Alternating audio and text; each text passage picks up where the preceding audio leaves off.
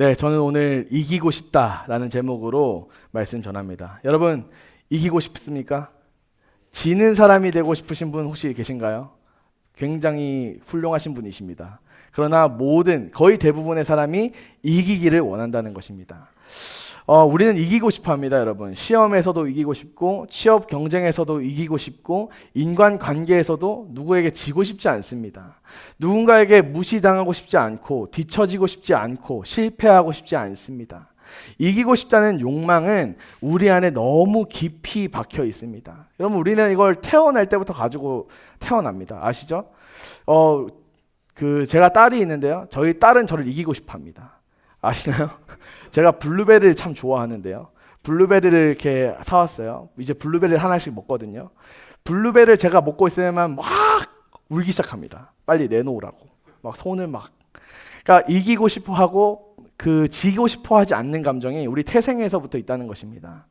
아이들이 놀이를 하면서 가장 먼저 배우는 것 중에 하나가 바로 이기고 싶어 하는 감정입니다. 우리는 지는 것을 본능적으로 싫어해요. 여러분 혹시 미움받을 용기라는 책 읽어보셨습니까? 일본 작가 기시미 이치로라는 사람과 고가 후미타케가 쓴 책인데요. 이 아들러라는 심리학자의 이 사상을 두 사람의 대화 형식으로 이렇게 오고 가면서 주고받는 책입니다. 저는 이걸 군대에서 읽었어요. 근데 제가 미움 많이 받아서 읽은 거 아닙니다. 군대 잘했습니다. 그러나 그 책 읽는 시간이 많아가지고 읽었었는데, 이 아들러라는 사람은요, 어떤 사람이냐면 프로이트랑 융이라는 사람, 뭐 다 아시죠? 이 정도 교양 다 있으시죠? 그런 그 심리학자들과 함께 오스트리아에서 활동했던 심리학자입니다. 그런데 이 사람이 어떤 말을 했냐면, 인간의 모든 고민은 결국 인간 관계에서 온다라고 얘기했습니다. 여러분 맞는 말이죠? 우리가 밤에 잠 못 드는 이유? 사람 때문이지 어떤 물건 때문은 아닙니다. 거의 대부분이 사람 때문입니다.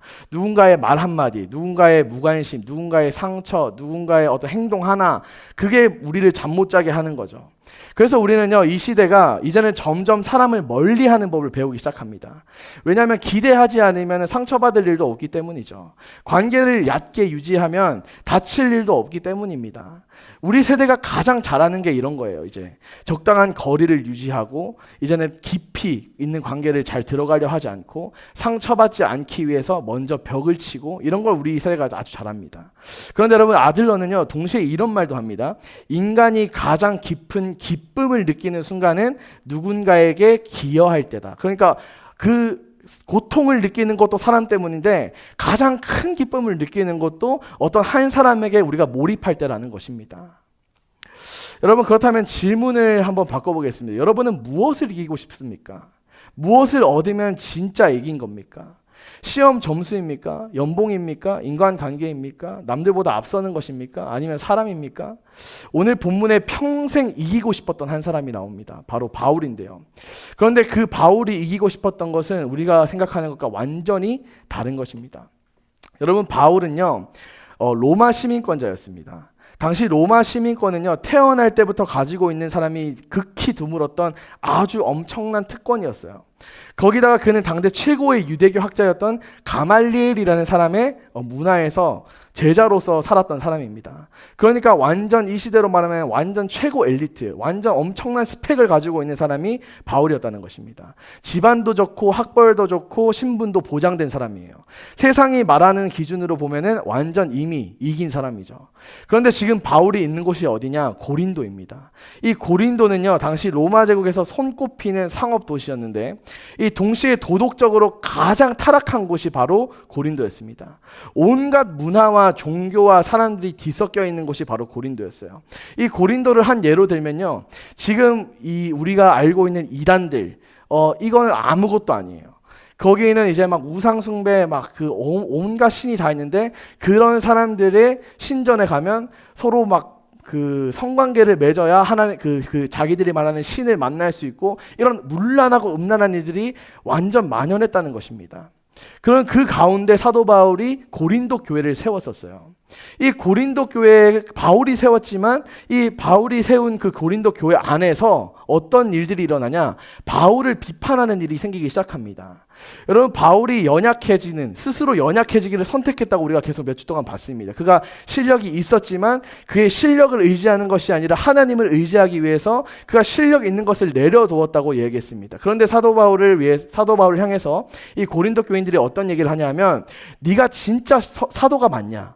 네가 진짜 예수님의 제자가 맞냐? 라는 의심과 계속해서 비판의 목소리가 나왔다는 것입니다. 그 한 예로 어떤 것이 있냐면, 너는 왜 다른 사람처럼 살해를 받지 않냐? 라는 말을 합니다. 지금 들으면 이해가 안 되는 질문이에요. 왜? 사역자가 살해를 받지 않는다? 여러분, 어떤 인식이 있습니까? 진짜 훌륭하다, 너무 깨끗하다, 너무 청렴하다, 이런 이미지가 있지 않겠습니까? 그러나 그 시대에 내가 살해를 받는다는 건 어떤 의미이냐면, 내가 누군가로부터 후원을 받고 누군가로부터 살해를 받는다, 얘는 그 정도 자격이 있구나 라고 받아줬다는 것입니다. 그러니까 사도 바울이 지금 살해를 받지 않는다라는 게 이 고린도 교인들에게 어떻게 비춰지냐면, 이 사람은 자격이 없어서 안 받는 거구나, 이 사람은 실력이 없어서 안 받는 거구나 라고 생각하기 시작했다는 것입니다. 그렇게 공격받고 오해받고 의심받는 상황이 지금 사도 바울이 처해져 있는 상황입니다. 세상의 눈으로 보면 어떻습니까? 사도 바울은 지금 완전 지고 있는 상황입니다. 그런데요, 여러분, 바울은요 조금도 흔들리지 않습니다. 오히려 뭐라고 말하냐면 9장 19절 말씀 보겠습니다. 같이 읽습니다. 시작. 내가 모든 사람에게서 자유로우나 스스로 모든 사람에게 종이 된 것은 더 많은 사람을 얻고자 함이라. 아멘. 여러분, 이 한 절 안에 어떤 느낌이 있냐면, 바울은요 먼저 자신이 누구인지를 말하고 있습니다. 내가 모든 사람에게 자유롭다라고 말합니다. 이 엘레우테로스, 자유인이란 뜻인데요, 법적으로 사회적으로 완전히 자유로운 사람이에요. 그러니까 어디 하나 매인 것이 없습니다. 앞서 말씀드린 것처럼 바울은 로마 시민권자였어요. 가말리엘이라는 최고의 당대 율법학자의 제자였습니다. 빌립보서 3장에서는요 바울은 자신의 배경을 직접 나열하는데 뭐라고 하는지 한번 들어보세요. 8일 만에 할례를 받고 베냐민 지파 출신이고 히브리인 중에 히브리인이고 율법으로는 흠이 없고 그 어떤 사람에게도 굽힐 필요가 없는 사람이라고 빌립보서 3장은 얘기합니다. 바울은요 여러분 그것을 먼저 말하고 있습니다. 봤지? 난 자유인이야. 나는 엄청 자유로운 사람이고 나는 이 정도의 자격이 있는 사람이야 라고 말하고 있다는 것입니다. 그런데 그 다음에 뭐라고 말합니까? 나는 모든 사람에게 자유로운데 스스로 모든 사람에게 종이 되었다라고 이야기한다는 것입니다. 여러분, 이 에둘로사, 이 동사를 잘 봐야 합니다. 이거는 수동형이 아니라 능동형입니다. 그러니까 누가 시켜서 네가 종이 된 게 아니고, 사도 바울이 너 이제부터 종해라고 누가 시켜서 한 게 아니라 스스로가 자진하여서 종이 되었다는 것입니다. 선택했다는 거예요. 그리고 주어와 목적어가 모두 바울 스스로가 자신입니다. 그러니까 내가 나를 종으로 삼았다는 것입니다. 자유인이, 모든 것에서 자유로웠던 사람이 스스로 종이 되었다는 거예요. 여러분, 당시 고린도 사회에서 자유인과 노예의 구분은요 하늘과 땅 차이였습니다. 자유인이 스스로 종이 된다는 것, 이건 상상조차 할 수 없는 거예요. 그런데 바울이 그렇게 했습니다. 왜? 그렇다면 어떻게 종이 되었습니까? 20절부터 22절 말씀에 보면은 그 구체적인 모습을 보여주는데요, 에게노멘이라는 단어를 씁니다. 되었다라는 말이 나옵니다. 여러분, 20절부터 22절까지 천천히 저희가 한번 읽어보기를 원합니다. 한번 읽어보겠습니다. 시작. 유대인들에게 내가 유대인과 같이 된 것은 유대인들을 얻고자 하며, 율법 아래에 있는 자들에게는 내가 율법 아래에 있지 아니하나 율법 아래에 있는 자같이 된 것은 율법 아래에 있는 자들을 얻고자 하며, 율법 없는 자에게는 내가 하나님께는 율법 없는 자가 아니요 도리어 그리스도의 율법 아래에 있는 자이나 율법 없는 자와 같이 된 것은 율법 없는 자들을 얻고자 함이라.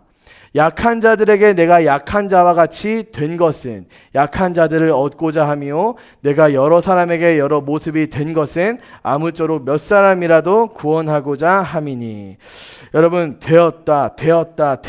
여러분, 계속해서 사도 바울이 뭔가가 되었다라고 이야기한다는 것입니다. 유대인들에게는 유대인처럼 되었고, 율법 아래에 있는 사람들에게는 율법 아래에 있는 자처럼 되었고, 율법 없는 이방인들에게는 스스로도 이방인처럼 되었고, 약한 자들에게는 스스로 약한 자처럼 되었다 계속 이야기한다는 것입니다. 바울은요 상황에 따라서 또 사람에 따라서 자기의 모습을 바꾸었다는 것입니다. 이 말씀을 읽다 보면요 어떤 느낌이냐 하면, 이 사람 줏대가 없다, 남자가 좀 지조가 없이 너무 이렇게 왔다 갔다 갈 때처럼 움직이는 거 아니냐라고 생각할 수 있습니다. 그러나 여러분, 이 말은 뭐냐 하면 21절에서 이미 그 답을 내놓았는데 율법 없는 자에게는 내가 하나님께 율법 없는 자가 아니요 도리어 그리스도 율법 아래에 있는 자이나 율법 없는 자와 같이 되었다라고 말하는데 이게 무슨 말입니까 여러분? 그러니까 내 뿌리, 내가 지금 내 스스로에 대한 정체성에 대한 확고함이 있다는 것입니다. 나는 이방인처럼 살지만 하나님 앞에서는 내 정체성은 확고하다라는 것을 말하고 있다는 것입니다. 내가 그리스도의 율법 아래에 있다. 내가 그리스도 안에 뿌리를 내렸다라는 것을 말하고 있다는 것입니다. 여러분, 우리는 이 세상 가운데 살아가지 않겠습니까? 우리가 그리스도인이라고 말하지만 결국 사회생활 나가면은 결국 똑같은 이 세상 사람들입니다. 우리는 여러분 말씀이 좋다고 하나님이 좋다고 교회 안에서 살아가고 막 교회 안에서 살겠다고 이제는 회사생활 안 하겠다고 다 때려치우고 그냥 백수로 교회 안에 살 수 있어요 없어요? 없습니다. 우리는 결국에는 세상 밖으로 나가야 되는 사람입니다. 여러분 그리스도인은 그런 것입니다. 그런데 여러분 밖으로 나가서 살다 보면 부딪히는 것이 있죠. 뭐가 부딪힙니까? 내가 배운 말씀, 내가 들은 말씀과 내가 살아내야 하는 삶이 계속해서 그 가치관이 부딪히기 시작한다는 것입니다. 그런데 우리가 취해야 하는 그 스탠스는 무엇입니까? 우리는 단단하게 뿌리 박혀서 단단하게 서 있지만 부러지는 것이 아니라 유연하게 대처할 수 있어야 한다는 것입니다. 이해가 되십니까 여러분? 내 삶이 그리스도 안에 뿌리를 깊이 박아서 중심이 단단한 사람으로 유연한 삶을 살 수 있어야 한다는 것입니다. 여러분 뿌리가 깊은 나무만이 바람에서 자유롭게 흔들릴 수 있습니다. 여러분 뿌리가 얕은 나무는 어떻게 됩니까? 폭풍과 침몰아치면 다 뽑히기 마련입니다. 바울의 유연함은 정체성의 흔들림이 아니라 정체성의 단단함에서 나온다는 것입니다. 그렇다면 여러분 이제 질문이 하나 남습니다. 바울은 왜 이렇게 살아갑니까? 왜 자유인이 스스로 종이 되었습니까? 왜 유대인에게 유대인처럼 이방인에게 이방인처럼 대했습니까? 그 대답이 19절 마지막에 있는데요. 그리고 20절, 21절, 22절 같은 단어가 계속 반복됩니다. 케르데소라는 단어인데 얻으려고 라고 나옵니다. 얻으려고. 여러분 이 단어가 19절에서 한 번, 20절에서 한 번, 21절에서 한 번, 22절에서 한 번 여러분 4번 연속으로 나옵니다. 케르데소 얻으려고 유대인을 얻으려고 율법 아래 있는 자를 얻으려고 율법 없는 자를 얻으려고 약한 자를 얻으려고. 여러분 한 단어를 4번이나 반복하는 사람이 어떤 사람일까요? 그냥 그 말을 그냥 쭉쭉 하는 말이 아니라 그 말을 멈출 수가 없는 사람입니다. 어떤 말이 4번이나 반복된다는 건 그 사람의 마음 깊은 곳에서 나오는 말이라는 거예요. 마치 사랑하는 사람을 보면은 사랑해보셨나요 여러분? 사랑하는 사람 보면은 보고 싶다. 저는 연애할 때 보고 싶다는 말을 엄청 많이 했습니다 여러분. 보고 싶다 자기야 보고 싶다. 저 롱디였거든요. 물론 여기서는 롱디 뭐 1시간 2시간 롱디 뭐 별거 아니긴 하지만 한국에서 저는 그 와이프를 연애할 때 보려면은 2시간을 가야 했어요.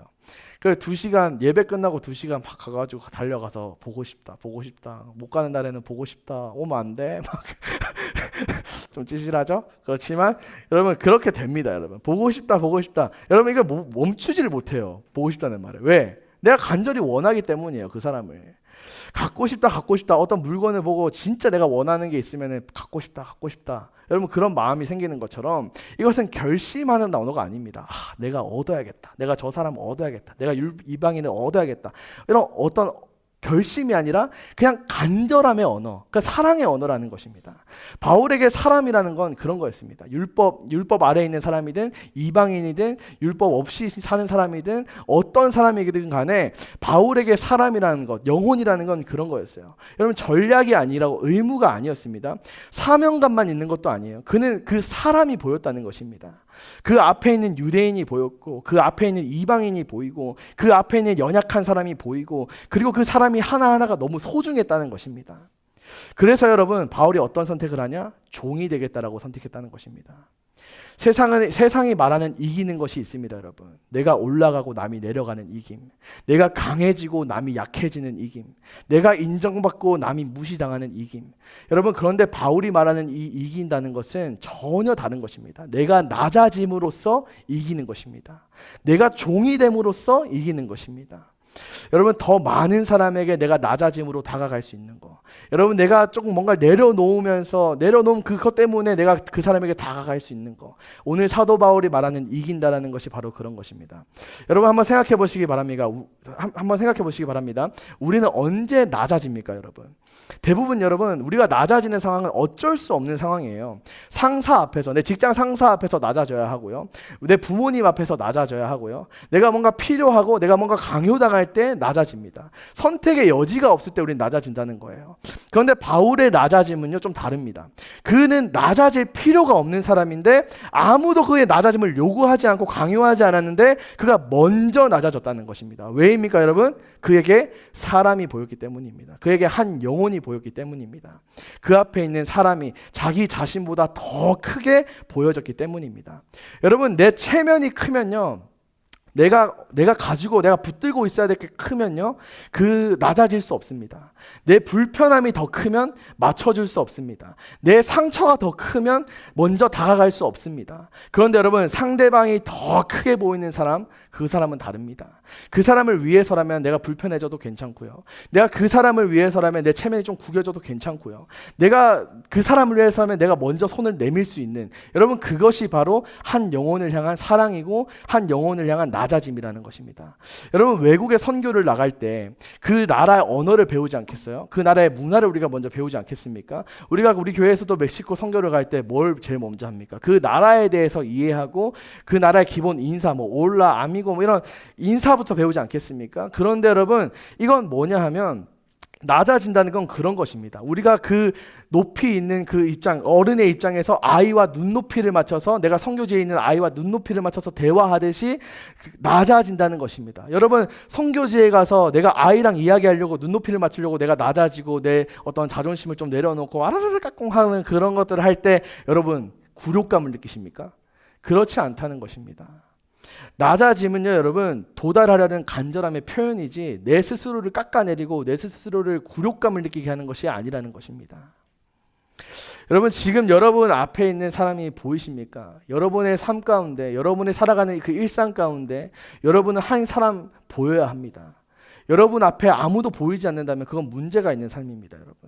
여러분 우리가 오늘 이 말씀을 듣고 오늘 이 예배 이후에 이 문 밖을 나갔을 때 우리의 삶 가운데 내 눈앞에 지금 보이는 사람이 누구인지 정확하게 보시기 바랍니다. 내 마음을 불편하게 하는 그 사람, 내 마음을 좀 힘들게 하는 그 사람, 내 마음을 아프게 하는 그 사람, 여러분 그 사람마저도 하나님께서 오늘 우리에게 맡겨준 한 영혼이라고 여러분 생각하시고 여기시고 낮아지시는 우리가 될 수 있도록 간절히 소망합니다. 여러분 바울은요 케로네소를 4번 외쳤습니다. 얻으려고. 오늘 여러분은 누구를 얻고 싶습니까? 여러분 어떤 영혼을 얻고 싶습니까? 여러분 이것이 오늘 우리 본문에게 던지는 첫 번째 질문입니다. 두 번째는 이것입니다. 여러분 바울은요 이 얻으려고 해서 멈추지 않습니다. 우리는 그 바울이 오늘 말씀을 더 깊이 들어가야 되는데 바울이 왜 사람이 보였는지가 중요합니다. 왜 그에게는 얻으려고 할 때까지 왜 그렇게 중요하게 사람이 보였을까라는 것입니다. 왜 바울이 착했기 때문일까요? 물론 바울이 성품이 좋았을 수도 있겠죠. 바울이 성격이 좋았기 때문일까요? 아니면 바울에게 어떤 선교사로서의 사명이 있었기 때문일까요? 바울이 왜 그랬는지 오늘 본문이 그보다 더 깊은 곳을 말하고 있습니다. 바울이 여러분 어떤 사람인지 기억하십니까? 바울은요 원래 어떤 사람이었냐면 사람을 핍박하던 사람입니다. 그는 처음부터 사람을 향한 따뜻한 사람이 아니었습니다. 사도행전 8장 3절 말씀을 보면요 바울은 교회를 잔멸하고 각 집에 들어가서 남녀를 끌어다가 옥에 넘기는 사람이었습니다. 그러니까 한마디로 말하면 그 당시 이 율법에 그 치중하고 율법이 중요하다고 말하는 그 유대인들이 예수님을 믿는 그 이교도라고 자신들이 여겼던 그 이교도들을 잡아가지고 어떻게 합니까? 다 핍박하고 끌어내고 감옥에 보내고 네가 예수를 믿냐 막 그런 사람이, 대표적인 사람이 누구였냐? 바로 바울이었다는 것입니다. 예수 믿는 사람들을 잡아 죽이러 다니던 사람이 바울이에요. 그가 오면요 바울이 저기서 오면은 사람들이 막 도망갔습니다. 그 바울이 어떻게 사람을 향해서 캐로네소 얻으려고 이것을 4번이나 외치는 사람이 되었습니까? 사도행전 9장에서 그 전환점이 나오는데요. 바울은 예수 믿는 사람들을 잡으러 다메섹으로 가던 중이었습니다. 그때 갑자기 하늘에서 빛이 임합니다. 바울이 땅에 딱 엎드려가지고 막 눈이 멀어버려요. 그리고 음성이 들립니다. 사울아 사울아 내가 어찌하여 나를 박해하느냐. 바울이 막 떨면서 묻는데 뭐라 하냐면 주여 누구시니까 막 물어봅니다. 그랬더니 그 대답이 뭐라고 하냐면 나는 네가 박해하는 예수다 라면서 사도 바울이 그렇게 하나님을 만나게 됩니다. 그때 이름이 사울이었는데 바울이라는 이름으로 바뀌었습니다. 그 자신이 박해하던 예수, 자신이 핍박하던 그 예수를 부활하신 주님을 만났다는 것입니다. 여러분 그 경험 이후에 바울은 완전히 다른 사람이 됩니다. 그리고 그가 무엇을 깨달았냐? 자신이 얼마나 깊은 어둠 속에 있었는지를 깨닫기 시작합니다. 그리고 예수님이 먼저 찾아오시지 않았다면 자신은 영원히 그 어둠 속에 있었을 것을 깨달았다는 것입니다. 그래서 여러분 사도 바울이 어떤 것을 깨닫냐면 내가 받은 이 사랑, 내가 받은 이 복음의 사랑, 내가 받은 이 그 끝이 없고 한이 없는 이 사랑을 나는 말해야 한다라는 것을 깨닫기 시작합니다. 여러분 이 본문에서 22절 끝에 보면요 케르다이노라는 단어가 있습니다. 이거 뭐냐면 얻다라는 단어인데 이 단어가 갑자기 소조라는 단어로 바뀝니다. 이게 뭐냐면 마지막에 나오는 구원하다라는 단어입니다. 그러니까 여러 사람을 얻다 그 끝이 뭐냐면 그 사람을 구원하고 싶다는 것입니다. 그러면 동시에 어떻게 해서든지 몇 사람을 구원하고자 이게 결론이라는 것입니다. 내가 왜 그렇게 낮아질 수 있냐? 내가 왜 그렇게 다른 모습으로도 바뀔 수 있냐? 그거 왜 그러냐? 내가 어떻게 해서든지 한 사람이라도 정말 구원하고 싶다. 하나님을 만나게 하고 싶다라는 그 안에 갈망과 열망이 있었다는 것입니다. 여러분 그게 바울이 말하는 이김의 정체입니다. 저 유대인이 예수님을 만나면, 저 이방인이 예수님을 만나면, 저 연약한 자가 일어나면 내가 이기는 것입니다. 내가 그 사람을 누르고 일어나는 것이 아니라, 내가 어떤 사람을 밟고 일어서는 것이 아니라, 그 사람을 밟고 다음 스텝으로 나가는 것이 아니라 그 연약한 자를 일으켜 세우면 내가 이기는 거라는 것입니다. 그리고 23절에서 그 모든 것의 근원이 뭐라고 나오냐면 내가 복음을 위하여 모든 것을 행함은 복음에 함께 참여하고자 한다라고 나와 있습니다. 여러분 함께 참여하는 자라는 것은 어떤 거냐면 바울이 복음의 바깥에서 복음을 전하는 사람이 아니라 복음 안에 깊이 들어와 있는 사람이었다는 것입니다. 복음 그 자체가 자신의 이유였고, 복음 그 자체가 자신의 방향이었고, 복음 그 자체가 자신의 전부였다는 것입니다. 그래서 다른 사람도 이 복음 안으로 들어오길, 함께 참여하길, 함께 동행하기를 원했다는 것입니다. 여러분 바울의 낮아짐은요 의지로 만들어지는 것이 아닙니다. 나는 사람을 사랑해야 된다, 나는 사람을 위해야 된다, 나는 사람을 위해서 낮아져야 된다, 나는 섬겨야 된다, 나 이렇게 해야지 그런 결심으로 만들어지는 게 아니라는 것입니다. 그건 어떻게 오는 것이냐? 내가 예수님의 사랑을 알기 시작하면, 예수님이 나를 어떻게 먼저 찾아오셨는지를 깨닫기 시작하면 자연스럽게 삶이 변화된다는 것입니다. 여러분 샘이 터지면 물이 흘러나옵니다. 여러분 아프리카에서 우물 터지는 거 본 적 있으세요? 그 드릴을 엄청 큰 드릴을 쭉 땅에 계속 돌리면서 들어가면은 결국에는 그 지하에 있는 지하수 그 샘이 팡 터지면서 물이 나오기 시작합니다. 여러분 그런 것처럼 샘이 터지면 물이 흘러나오는 것처럼, 꽃이 피면은 당연히 향기가 나는 것처럼 예수님을 만난 사람, 내가 예수님을 진짜 만났다면 우리의 삶에는 그런 간절함이 생긴다는 것입니다. 그런데 여러분 예수님은 지금 어떤 분입니까? 여러분에게 예수님은 어떤 분입니까? 처음 예수님을 만났을 때의 감격이 여러분 그대로 있으십니까?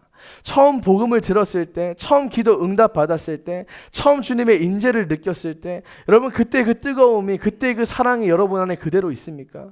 여러분 요한계시록 2장에는요 에베소 교회를 향한 주님의 말씀이 나옵니다. 너를 책망할 것이 있나니 너의 처음 사랑을 버렸느니라 라고 말합니다. 여러분 에베소 교회는요 여전히 예배하고 있었습니다. 여전히 모였고, 여전히 선을 행했고, 여전히 이단을 분별했고, 아무것도 안 한 게 아닙니다. 그들 나름의 신앙생활을 해왔다는 것입니다. 그런데 여러분 주님이 책망하십니다. 뭐라고 한다는 거예요? 왜? 처음 사랑을 버렸다라는 것입니다. 이게 무슨 말입니까? 형식은 있습니다. 내가 그리스도인이라는 겉에 껍데기는 있습니다. 그러나 그의 마음 가운데 예수 그리스도를 향한 마음이 없다는 것입니다. 여러분 혹시 우리가 그렇진 않습니까? 매주 교회에 오고 매주 찬양을 부르고 매주 설교를 듣는데, 그런데 언젠가부터 이 복음이 너무 익숙해지고 십자가 앞에서도 감격이 없고 예수님 앞에서도 우리가 아무런 뜨거움이 없고 찬양 가사를 부르는데 그냥 아무 감흥이 없이, 여러분 그렇게 우리의 마음 상태가 되어 있지는 않습니까? 여러분 복음이 식을 때는요, 불이 확 꺼지지 않습니다. 내가 내일부터 예수님 안 믿어야지. 안 믿을 수 있을 것 같습니까? 그렇지 않다는 것입니다. 우리는 서서히 죽어갑니다. 여러분, 과학 실험할 때 어떤 실험 중에 이런 게 있습니다. 개구리를요, 완전 팔팔 끓는 물에 딱 넣잖아요. 그럼 개구리가요, 막 놀래가지고 튀어나와요. 그런데 개구리가 그 처음엔 차가운 물에 넣었다가 이걸 서서히 끓이기 시작하면요, 자기 몸이 익는지 모르고 그냥 그 자리에서 죽습니다. 여러분, 똑같습니다. 신앙생활도. 내가 지금 괜찮은 것 같아 보일 수 있습니다. 내가 지금은 조금 이 정도 식었지만 이 정도는 괜찮지라는 어떤 타협과 합리화가 있을 수 있습니다. 그러나 여러분, 그 끝에 갔을 때 결국 우리의 모습을 볼 때는 내가 예수님의 손을 놓아버린, 하나님을 배척해버린 그 자리에 내가 있을 수도 있다는 것입니다. 여러분, 오늘 이 자리에서 솔직하게 물어보고 싶습니다. 나에게 예수님은 아직도 뜨겁습니까? 여러분, 오늘 우리에게 던진 이 본문이 던진 두 번째 질문입니다. 여러분은 여전히 뜨겁습니까? 여러분 여전히 예수님을 사랑하십니까? 그때 그 사랑으로 여러분 예수님을 사랑하고 계십니까? 여러분, 세 번째는 이것입니다. 바울은요, 여기서 또 멈추지 않습니다. 23절까지 읽으면요, 어떤 생각을 하게 되면, 예수님을 진짜 만나면 사람을 향해서 자연스럽게 그렇게 살게 되는구나 라고 멈출 수 있습니다. 그런데 여러분, 24절에서요, 사도 바울이 갑자기 다른 이야기를 꺼냅니다. 같이 한번 읽어보겠습니다. 24절 말씀입니다. 시작. 운동장에서 다른질하는 자들이 다 달릴지라도 오직 상을 받는 사람은 한 사람인 줄을 너희가 알지 못하느냐. 너희도 상을 받도록 이와 같이 다름질하라. 아멘. 여러분, 경기장 이야기가 나오죠. 왜 그렇습니까? 예수님을 만난 감격이 있다고 해서, 예수님을 만난 그 뜨거움, 복음이 뜨겁다고 해서 그 삶이 자동으로 따라오는 삶은 아니라는 것입니다. 감격만으로는 부족합니다. 여러분, 훈련이 필요하고 싸움이 필요하다는 것입니다. 우리는 노력하고 훈련해야 됩니다. 여러분, 제가 몇 번 얘기했던 것 같은데요. 여러분, 자동차 사고 났을 때 우리가 보험을 부르지 않습니까? 근데 보험을 부를 때 내가 보험의 약관, 내가 내 보험에 어떤 특약이 있고 어떤 조건이 있고 내가 보험을 했을 때 이런 것들이 커버되고 이런 것들이 중요하지. 그때 보험 설계해 주던 그 사람 되게 따뜻했는데. 여러분, 이게 중요한 게 아니라는 것입니다. 똑같습니다, 여러분. 복음의 감격 중요하죠. 하나님을 사랑했던 그 뜨거운 마음 중요하죠. 그러나 중요한 건 무엇입니까? 중요한 건 말씀이고 중요한 건 우리가 그렇게 살아내기 위한 노력이라는 것입니다. 여러분, 고린도에서는요, 이스티미아 제전이라는 경기가 있었습니다. 올림픽, 피티아, 네메아 제전이랑 그 제전과 함께 고린도 지역, 이 그리스 지역의 4대 제전, 경기 중에 하나였습니다. 그러니까 2년마다 고린도 근처 이스티미아라는 그 도시에서 열리는 거예요. 고린도 성도들은요, 이 경기를 직접 보거나 경험한 사람들입니다. 경기장의 막 함성 소리, 달리는 그 선수들의 경기하는 모습, 권투 선수들의 그 권투, 그것들이 그 일상 문화였습니다. 바울이 경기장 이야기를 꺼냈을 때 아마 그 고린도 교회 성도들은 그 눈앞에 생생한 그 장면들이 지나갔을 거예요. 바울이와 먼저 달리기 선수를 이야기합니다. 운동장에서 달리는 자들이 다 달릴지라도 오직 상을 받는 사람은 몇 사람? 한 사람인 줄 너희가 알지 못하느냐라고 이야기합니다. 너희도 상을 받도록 이와 같이 달리라. 여러분, 모두가 달립니다. 그런데 이기는 사람은 몇 사람? 한 사람이라는 것입니다. 그렇다면 이기는 선수와 지는 선수의 차이는 무엇입니까? 재능입니까? 물론 재능일 수 있습니다. 그러나 바울이 강조하는 강조점은 다릅니다. 이스티미아 경기에서는요, 이기는 선수가 무엇을 받냐 하면 소나무로 만든 관을 받습니다. 며칠이면 시들어버리는 관이에요. 아무리 화려해도 시들어 버린다는 것입니다. 그 관 하나를 위해서 선수들이 10달을 훈련해야 합니다. 이 10달, 이거 그냥 뭐 10달 했는지 안 했는지 뭐 확인하고 그냥 했어 이렇게 물어보는 정도가 아니라 공식적으로 서약했다는 것입니다. 경기에 참여하려면요, 그 달리기 시합을 하나를 나가려도 경기에 참여하려면 내가 10달 동안 훈련했다라는 서약을 사람들 앞에서 했어야 됐습니다. 그러니까 먹는 것도 자는 것도 노는 것도 그 모든 것이 단 하나의 경기에 초점되어지고 조율되어졌다는 거예요. 고기를 먹는 것도 제한되고요, 담배를 피는 것도 안 되겠고요, 어떤 술 마시는 것도 안 되겠고요, 훈련 이외의 모든 것이 최소화되고 간소화되고 그 경기에 집중되었다는 것입니다. 25절에서 바울이 그것을 한 단어로 정리하는데 엔크라투에타이라고 해서 절제하다라는 단어를 사용합니다. 선수들은 모든 것을 절제했습니다. 시드는 소나무 가지관을 위해서 어차피 썩어 없어질 그 나무 관을 위해서 그들이 10달 동안 절제하고 노력했다는 것입니다. 이해되십니까 여러분? 그러나 여러분 사도 바울이 뭐라고 말합니까? 그들은 썩을 면류관을 얻으려 하되 우리는 썩지 아니할 것을 얻으려 한다라고 이야기합니다. 여러분 썩지 않는 관, 소나무 가지가는 멸치이면 시들지만 바울이 달려가는 그 결승선, 그 바울이 달려가는 그 신앙의 결승선에는 뭐가 있다는 것입니까? 영원한 하나님이 주시는 면류관이 있다는 것입니다. 시드는 관을 위해서 10달씩 서약하는 선수들, 여러분 그렇다면 영원한 관을 위해서 우리는 얼마나 더 온전하게 달려야겠습니까? 그런데 26절에서 바울이 자기 이야기를 꺼냅니다. 26절 말씀 한번 읽어보겠습니다. 시작. 그러므로 나는 다름질하기를 향방 없는 것 같이 아니하고 싸우기를 허공을 치는 것 같이 아니하며, 여러분 목표 없이 방향 없이 그렇게 뛰지 않겠다는 것입니다. 여러분 여기서 권투가 나오는데요. 이 싸운다라는 단어가 어떤 단어냐면 권투입니다. 그 원어로. 이 권투한다는 것은 지금 막 복싱 글러브를 끼고 권투하는 것보다 훨씬 더 폭력적인 그 원초적인 이 단어입니다. 진짜 말 그대로 치고받고 싸우는 걸 의미하는 거예요. 그런데 여러분 손에 가죽끈을 감고 얼굴과 머리를 직접적으로 막 타격하면서 싸우는 것입니다. 그런데 여기서 이 아에라데론, 허공을 치다라는 단어가 나오는데 권투에서 상대 없이 허공을 막 휘두르는 것을 의미하는 거예요. 아무것도 치지 않는 것. 여러분 바울이 그렇게 말하고 있는 거죠. 나는 그렇게 살지 않겠다. 내가 아무것도 목적 없이 달려가는 것, 그 허공을 때리는 것처럼 내 인생 그렇게 허비하면서 살지 않겠다라고 사도 바울이 말한다는 것입니다. 왜? 자기에게는 결승선이 있고 자기에는 싸워야 할 상대가 있다고 말한다는 것입니다. 그리고 그 상대가 누군지 27절 말씀에 나옵니다. 상대가 누굽니까? 같이 읽습니다. 시작. 내가 내 몸을 쳐 복종하게 함은 내가 남에게 전파한 후에 자신이 도리어 버림을 당할까 두려워함이로다. 여러분 이 단어의 어원 치다, 휘포피아조라는 단어인데요. 이게 어디를 치는 거냐면 눈 아래를 치는 것입니다. 여러분 눈 아래 치는 거 남자들, 싸워본 남자들은 알죠? 굉장히 비겁한 행위죠. 눈 아래를 쳐버리면 아무것도 못합니다. 여러분 권투에서 이 눈 아래를 치면요 심각한 타박상이 생기고 눈이 붓기 시작하면 그냥 사실 끝나는 거라고 봐야 됩니다. 바울은요 자신의 몸을 권투처럼 대했다는 것입니다. 그리고 노예처럼 끌고 다녔다는 것입니다. 주인이 노예를 끌고 다니듯이 자기 몸을 그렇게 다룬다는 거예요. 여기서 여러분 우리가 한번 멈춰야 됩니다. 멈춰서 우리 처음을 한번 봐야 되는데 19절 말씀에 보면 뭐라고 했냐면 스스로 모든 사람의 종이 되었다라고 이야기합니다. 그런데 27절에서 뭐라고 말합니까? 내 몸을 쳐서 복종하게 한다. 이 말이 뭐냐면은 내 몸을 노예처럼 끌고 다닌다라는 것입니다. 여러분 수미상관 국어 시간에 배워보셨나요? 수미상관 뭔지 아시죠? 시작과 끝이 같다는 것입니다. 모르면 배우시면 됩니다. 처음과 끝이 다 같다는 것입니다.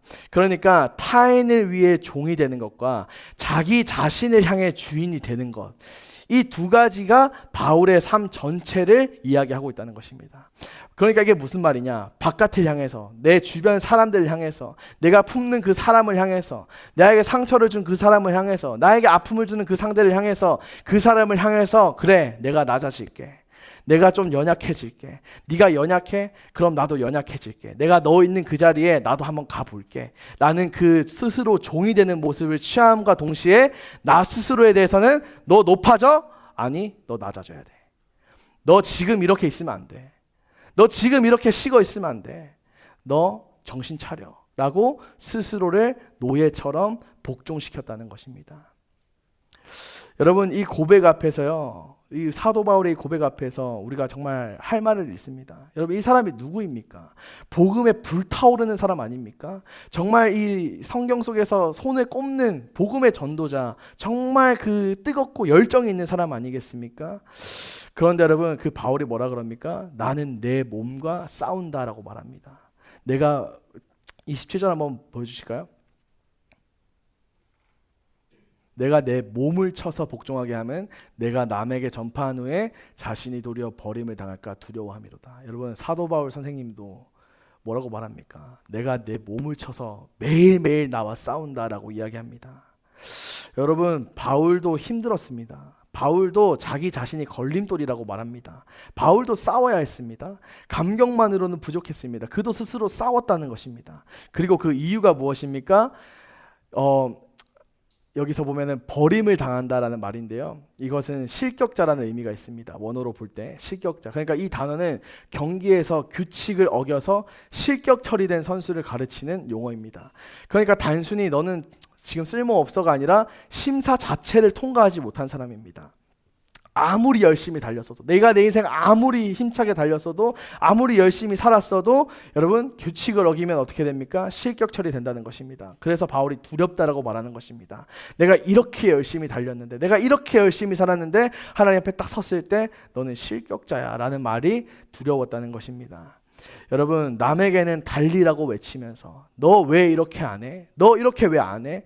너 이렇게 해야 돼, 이렇게 해야 돼, 그렇게 말하면서 스스로는 달리지 못하는 사람이 될까봐 사도 바울이 두려웠다는 것입니다.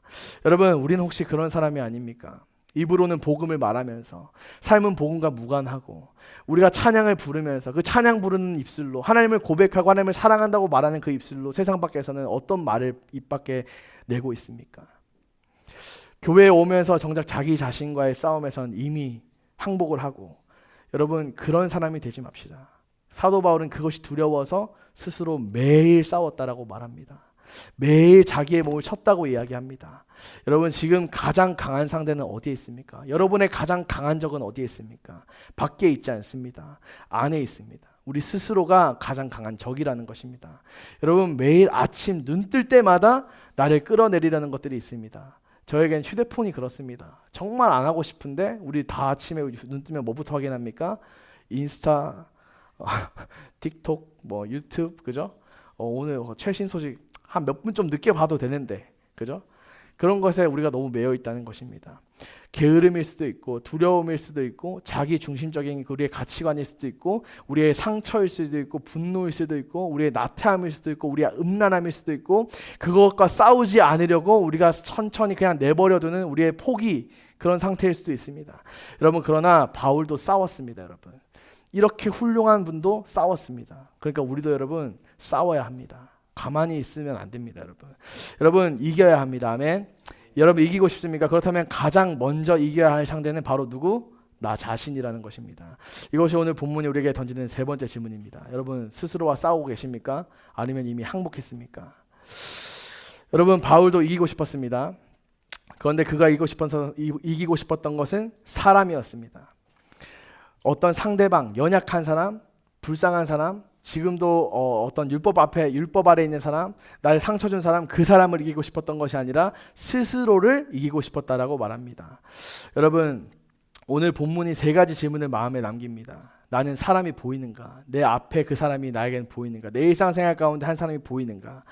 두 번째, 내게 예수님은 아직도 뜨거운가? 나는 아직도 예수님을 뜨겁게 사랑하고 있는가? 세 번째, 나는 나 스스로와 싸우고 있는가입니다. 여러분, 예수님이 여러분을 우리 먼저 찾아오셨습니다. 여러분, 예수님께서 우리를 먼저 사랑하셨습니다. 그러니까 이제는 우리 차례라는 것입니다. 이제 우리가 그 받은 사랑, 그 받은 은혜를 다른 사람에게, 내 주변에게, 내 가정에게, 친구에게 보여줘야 할 때라는 것입니다. 여러분, 사람이 보이고 복음이 뜨겁고 자기 자신과 싸우면서 그렇게 살아가는 사람이 진짜로 이기는 사람입니다. 오늘 이 자리에서 그 결단을 하는, 그래서 이 한 주 이기면서 살아가는 저와 여러분이 되기를 간절히 소망합니다. 기도하겠습니다.